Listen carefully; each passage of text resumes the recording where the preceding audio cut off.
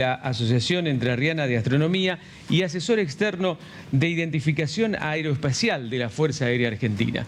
Walter, soy Cristian Bello aquí en Canal 11. ¿Cómo estás? Buen día. Hola Cristian, ¿cómo estás?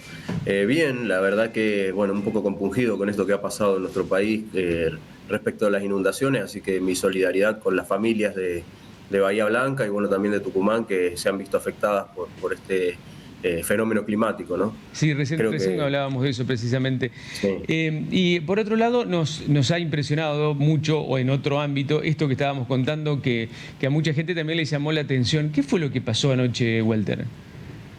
Bueno, nos vamos a tener que acostumbrar a esto, vamos a ir aclarando, porque va a ser cada vez más frecuente este tipo de fenómenos que vimos, y siempre está relacionado con lo mismo, que eso por ahí cuesta un poquito de entender, así que vamos a tratar de explicarlo lo mejor posible. Ujú. Como para poner en contexto, el espacio está surcado en este momento por cerca de 8.000 objetos, todos lanzados por el hombre, y estos objetos, cuando van siendo descartados porque llegan a su vida útil, reingresan a nuestra atmósfera y se queman en la atmósfera. Eso es lo que se conoce como chatarra espacial.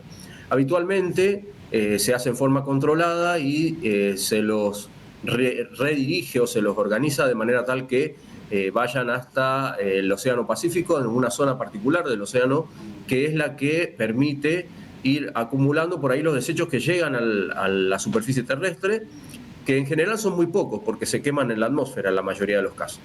En este caso particular, ya no es necesario llevarlos a este punto del Océano Pacífico porque son objetos pequeños, son objetos que pesan 260 kilogramos nada más, que para un objeto espacial es muy poco, y por lo tanto se quema en la atmósfera completamente sin llegar al suelo a hacer algún tipo de daño. Entonces, ya no se hace este tipo de control para que ingresen en el Océano Pacífico, sino que se permite que lo hagan en cualquier lugar. Y sí, aunque no lo crean, se trata de satélites Starlink.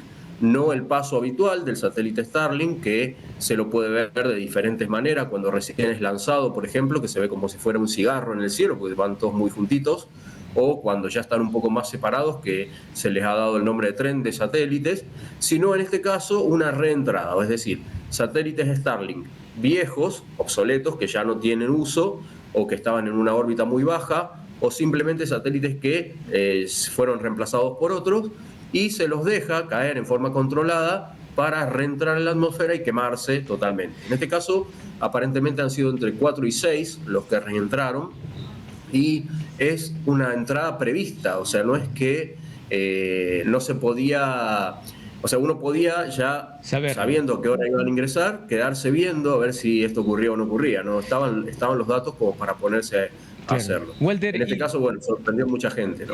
claro, y esa explosión que se produce, ¿por qué es?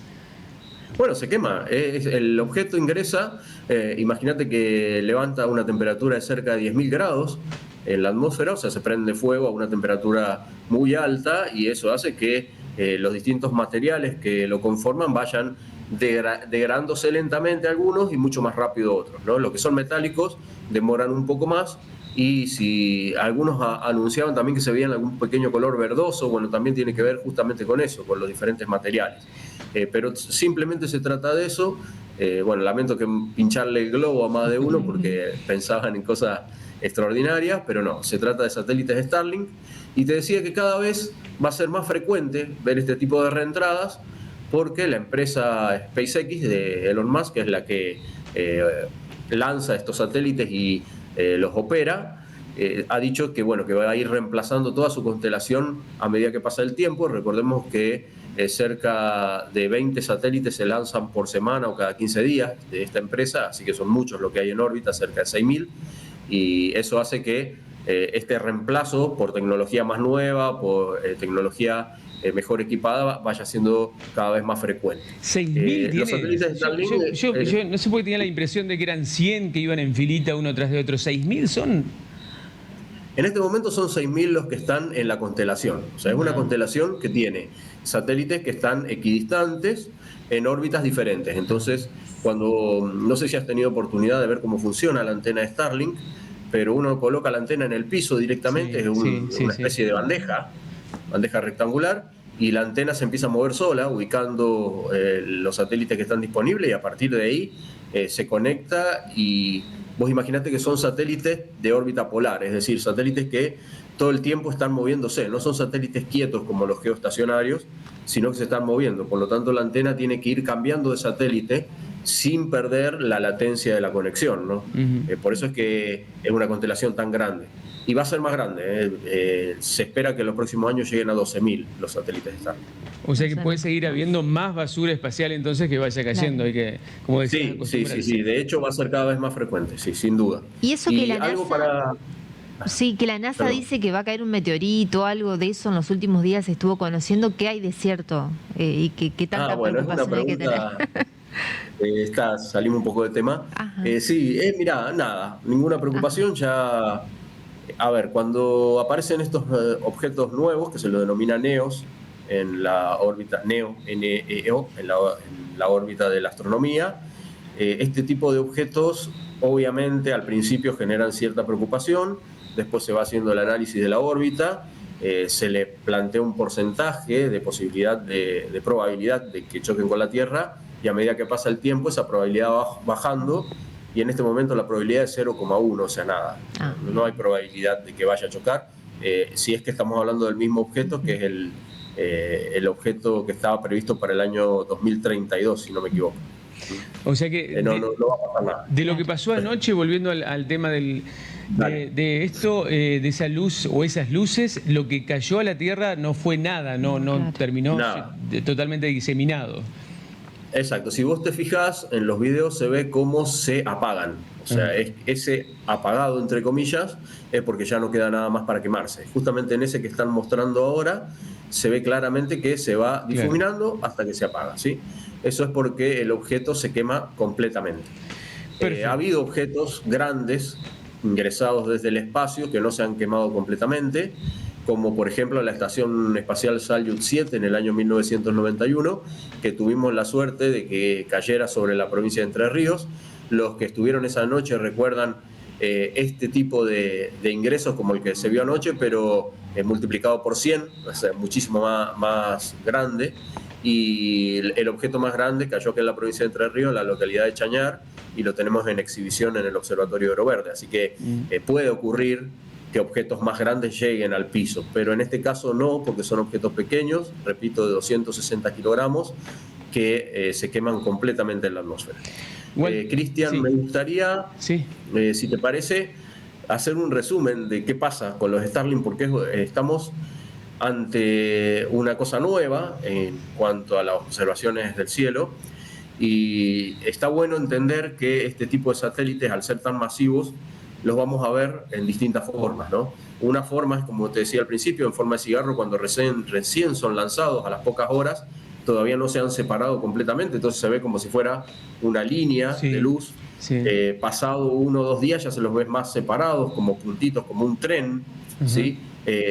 Aclaremos que no tienen luz propia, que se encienden, o sea, uno los ve cuando el sol los alumbra, por eso es que se ven un rato posterior al atardecer y un rato antes del amanecer, esa es la premisa.